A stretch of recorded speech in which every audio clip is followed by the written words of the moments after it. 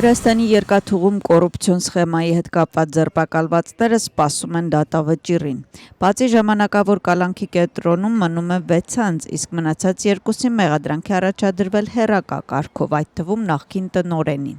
Փաստաբանի խոսքով ձերբակալվածներից ոչ մեկը չի ընդունում իր մեղքը եւ օգտվում է լռելու իրավունքից։ Մեղադրանքի ճանաչման դեպքում նրանց սպառնում է 9-ից 12 տարի ժամկետով ազատազրկում։ Դատախազությունը նրանց մեղադրում է ավելի քան 22,000 տոննա մետաղի ջարդոնի ապօրինի ձեռքբերման եւ ավելի քան 17 միլիոն լարի յուրացման մեջ։ Գողական աշխարհի հետ կապված 21 անձից ձերբակալել են եւս 9 անձի մեղադրանք է առաջադրվել, այդ թվում արտասահմանում բնակվող այսպես կոչված քրեական հեղինակությանը։ Ներքին գործերի նախարարության կենտրոնական քրեական ոստիկանության վարչության աշխատակիցները գլխավոր դատախազության հետ համատեղ աշխատանքների արդյունքում վերջին 24 ժամվա ընթացքում Թբիլիսիում, Շիդա Քարթլիում, Քվեմո Քարթլիում անցկացրել են հատուկ ոստիկանական խուզարկություններ։ Խուզարկության արդյունքում մեղադրյալների բջջային հեռախոսների եւ համակարգչային սարքավորումների որպես ապացույց առևանգվել են, որոնց միջոցով նրանք կապ են հաստատել միմյանց եւ արտասահմանում բնակվող այսպես կոչված քրեական հեղինակության հետ։ Հանցագործությունը նախատեսում է 15 տարի ժամկետով ազատազրկում։ Հոկտեմբերի 4-ի հանրահավաքի ժամանակ ձերբակալված անձանցից մի քանիսը դիմել են դատախազություն դատավարական համաձայնագիր կնքելու պահանջով, այս դրվագում մեղադրյալների թիվը 13 է։ Նիստը այսօր հետաձգվել է, քանի որ փաստաբանները ժամանակ են պահանջել, դատախազության հետ դատավարական համաձայնագրի շուրջ բանակցություններ են ընթանում։ Հետաձգման մասին կհայտարարվի հաջորդ չորեքշաբթի։ Խոսքը Սիմոն Մախարաձեի, Կախաբեր Կվաչատերիձեի, Գեորգի Կիրկվալիձեի, Գիա Տորոլայայի, Միխայիլ Տորոլայայի, Ավթանդիլ Թոփչիշվիլիի, Յուրի Լոմիձեի, Դավիթ Գինուաշվիլիի, Գեորգի Տալախաձեի, Բեքա Մաչավարյանի, Մանուչար Միքելաձեի, Սաբա Կորձայիձեի եւ Կոբա Էպիտարիշվիլիի մասին է։ Նրանց մեղադրանք է առաջադրվել պետական հանցագործության մի քանի հոդվածներով, խմբակային կերպով կատարած ռազմավարական եւ հատուկ նշանակության օբյեկտ զավթելու փորձի, ինչպես նաեւ խմբակային բռնությանը մասնակցության մեղադրանքով։ Վերոնշյալ հանցագործությունը նախատեսում է 6 տարի ժամկետով ազատազրկում։ Այսօր Եվրախորհրդարանը կքվեարկի Վրաստանի վերաբերյալ բանաձևին։ Փաստաթուղթը ներկայացրել է Ռաիսա Յուկնևիչինեն։ Նաև արտացոլվում է մի քանի փոփոխություն, որի համաձայն որոշ Եվրախորհրդարանի падգամավորներ պահանջում են պատժամիջոցներ կիրառել վրացական 3 հեռուստաընկերությունների՝ ԻՄԵՏ-ի, Պոստիվի եւ Ռուսթավի 2-ի նկատմամբ։ Զեկույցում վրացական երազանքը մեղադրվում է եվրոպական ուղղությունը փոխելու համար եւ պահանջում է անձնական պատժամիջոցներ կիրառել։ Ընդդիմության մի մասը պնդում է, որ փաստաթուղթը վրացական երազանքի վնասակար քաղաքականության արդյունքն է, մինչդեռ իշխող թիմը նշում է, որ Եվրախորհրդարանը երկար ժամանակ փորձում է խթանել ծայրահեղական գործընթացները երկրում։ Ռաիսա Յուկնևիչինեն բանաձևի քվեարկությունից առաջ Net գազեթին խոսել է բնակարանային հարցի մասին, նրա հայտարարությունը արդեն դարձել է քաղաքական գնահատականների թեմա Թբիլիսիում։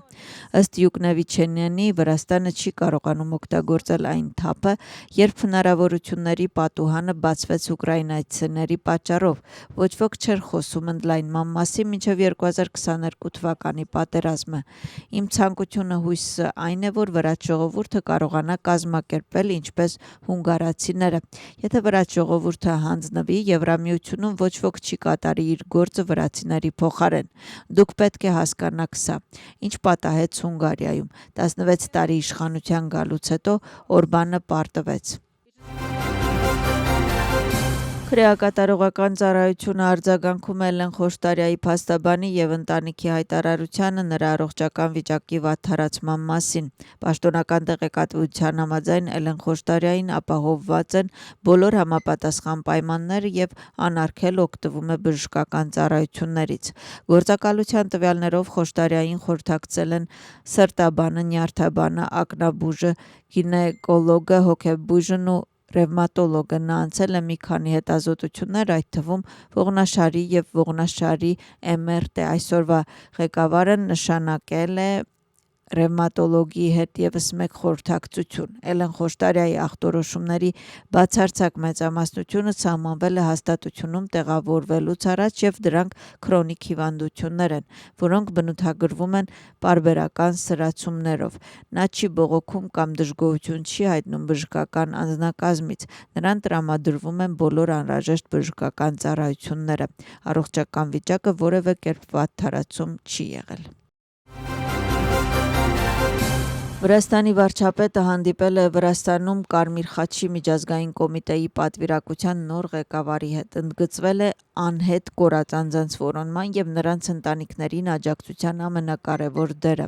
Վարչապետը նշել է, որ այսօրվա դրությամբ արդեն իսկ նույնականացվել է 334 անհետ կորած անձի մնացորդներ, չնայած դեռևս անհետ կորած է համարվում 1835 մարդ եւ Վրաստանի կառավարության եւ Կարմիր խաչի միջազգային կոմիտեի համատեղ ջանքերը այս ուղղությամբ պետք է շարունակվեն նաև առաջիկայում։ Հանդիպմանը մասնակցել են հաշտեցման եւ քաղաքացիական հավասարության հարցերով պետական նախարար Թեա Ախուլեդյանին եւ Վրաստանի կառավարության վարչակազմի ղեկավար Լևան Ժորժոլյանին։ Շալվա Պապուաշվիլին հանդիպել է Վրաստանում ՅՈՒՆԻՍԵՖ-ի նոր ներկայացուցիչի հետ։ Քննարկել են Բավեստա հիմնադրամի հետ հաջող համագործակցությունը։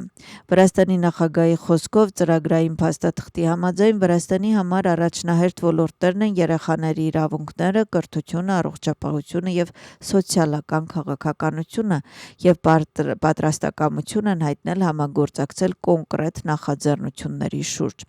Շալվա Պապուաշվիլին ՅՈՒՆԻՍԵՖ-ի նոր ներկայացուցիչին ծանոթացել է միջազգային կազմակերպությունների եւ դոնորների գործունեությանը վերաբերող վրացական օրենսդրությանը։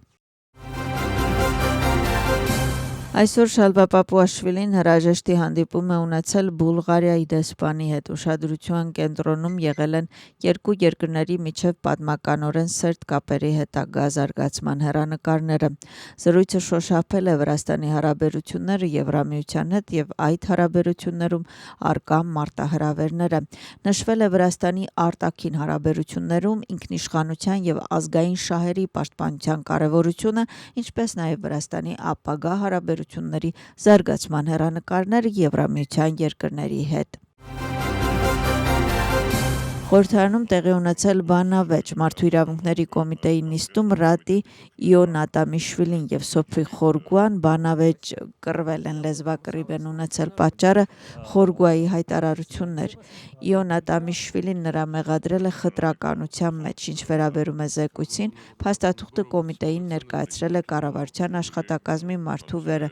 իրավունքների վարչության պետ Նինո Թաթուլաշվիլին։ Նրա խոսքով անցյալ տարի մունիցիպալիտետները մի շարք միջոցառումներ են անցկացրել իրազեկությունը բարձրացնելու համար։